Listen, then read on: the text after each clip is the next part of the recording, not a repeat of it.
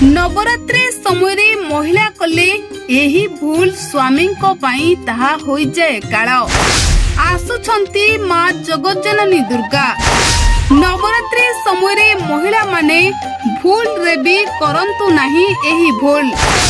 महिला नवरात्रि रे एही भूल कले स्वामी ताहा काल हुए, खुशीर परिवार उजुड़ी जाए। दर्शक बंधु, महिला माने हेउछंती घरर लक्ष्मी।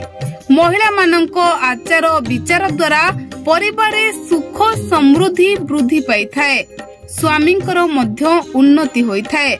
हेले किछि महिलांको भूल पाई माँ दुर्गा क्रोधित होई थांती, जहा फलरे एही भूल रो कर्म स्वामी को भोगिबा को पड़ी थाए। तेबे आसंतु आजिर एही वीडियो रे जानिबा नवरात्र समय रे केहू भूल ठू महिला माने दूरेई रहिले स्वामींकर मंगल हेबा सहित परिवार सुखर लहरी खेली जाई थाए।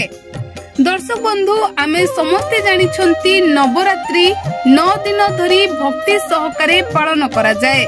जदि आपण माता देवी को संतुष्ट करबा को चाहंती तेबे 13टी जिनिस ठारू दूर रे रहंतो।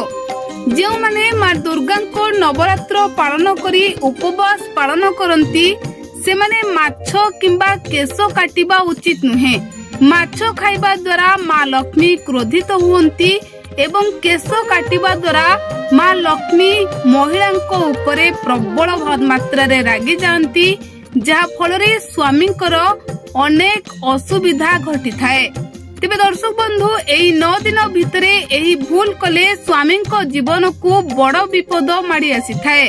तेबे एही 9 दिन भितरे महिला माने भूल रे मध्य नख काटिबा भी उचित नुहे। यह द्वारा अशुभ होई थाए और परिवार ऊपर को घोर विपद माड़ी आसी थाए। से बळे जदि आपण अखंड दीप जालुछंती तेबे घर को खाली छाड़ी बाहर को जानतु नहीं।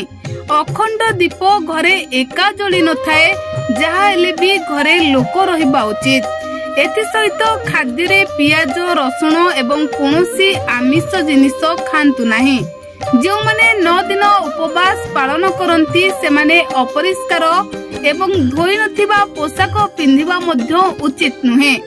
व्रत पालन करुथिबा माँ दुर्गांको भक्त माने बेल्ट, चप्पल, जोता, बैग भली चमड़ा जिनिस व्यवहार करिबा मध्य उचित नुहे। तेबे केवल एतिके नुहे, जो माने उपवास पालन करुछंती से माने 9 दिन पाई लेंबू काटिबा मध्य उचित नुहे। उपवास समय रे 9 दिन पर्यंत खाद्य रे शस्य एवं लूण खाइबा उचित होई न थाए। विष्णु पुराण अनुसार नवरात्र उपवास समय रे दिन रे सोइबा मध्य निषेध। गोटिए स्थान रे बसिथिबा समय रे फल खांतु, आउ यह करबा द्वारा माँ दुर्गा आपनक उपरे खुशी हुंती और समस्त बाधा विघ्न दूर कर देई थांती।